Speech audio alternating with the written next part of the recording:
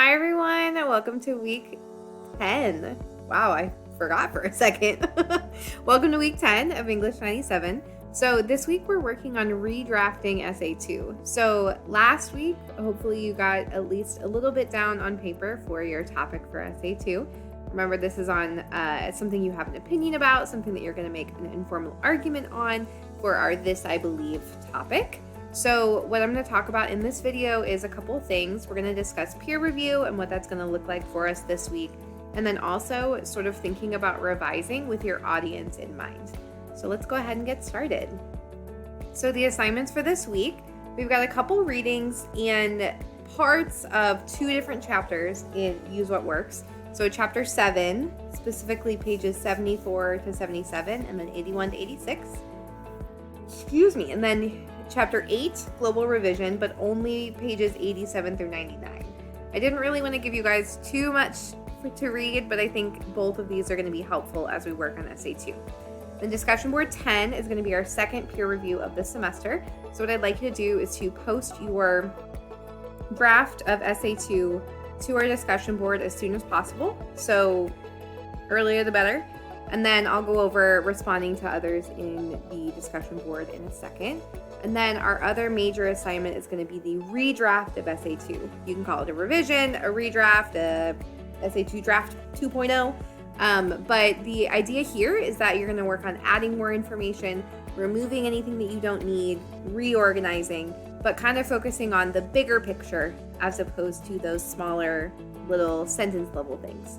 So for the peer review, I want you guys to remember that peer review is a really good way to be thinking about your audience, because those in your class and me are part of your audience. So this is a really good way to help get feedback from other people outside of just your friends or your family. And this will give you a better sense of what your draft needs.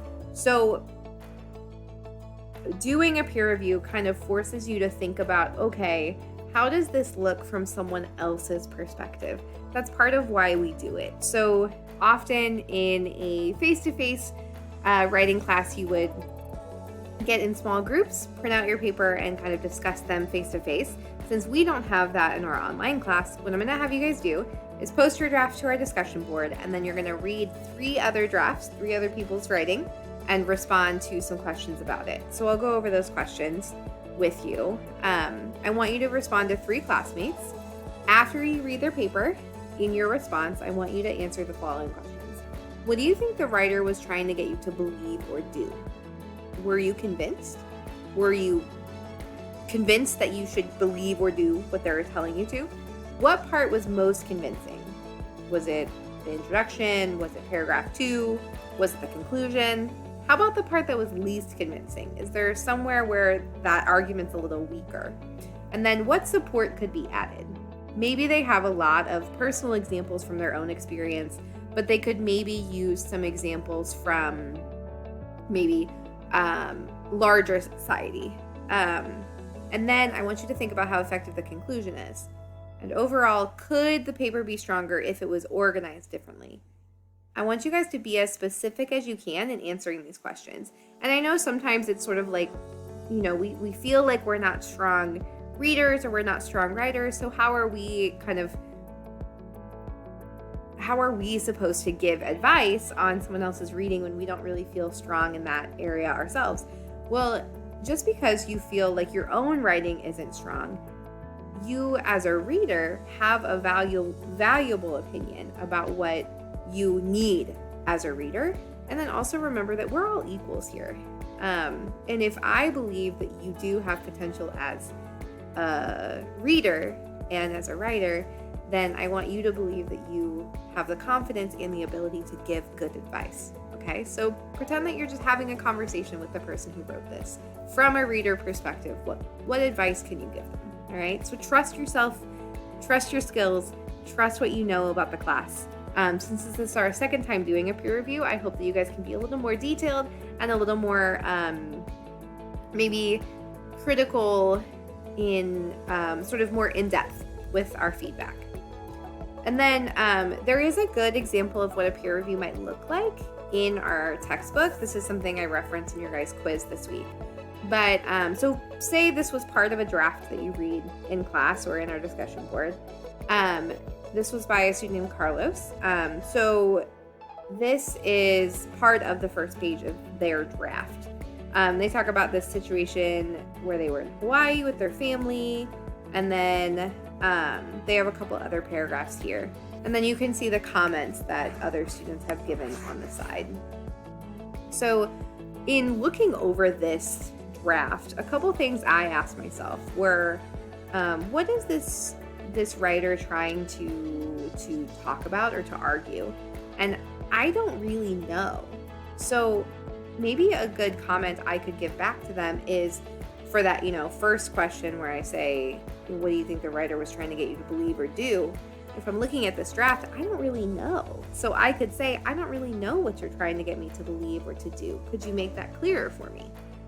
So hopefully this example can help you see what kind of feedback might be good to give. And then the other thing you want to do after you peer review is start revising your draft. I'm also going to give you guys feedback in Blackboard, so don't worry, you'll have my comments too. But what I want you to do is focus on the good. Focus on what you like about the draft and see if you can develop that further. I think often we look at what we don't like and we think like, oh, this part's terrible, I need to fix that.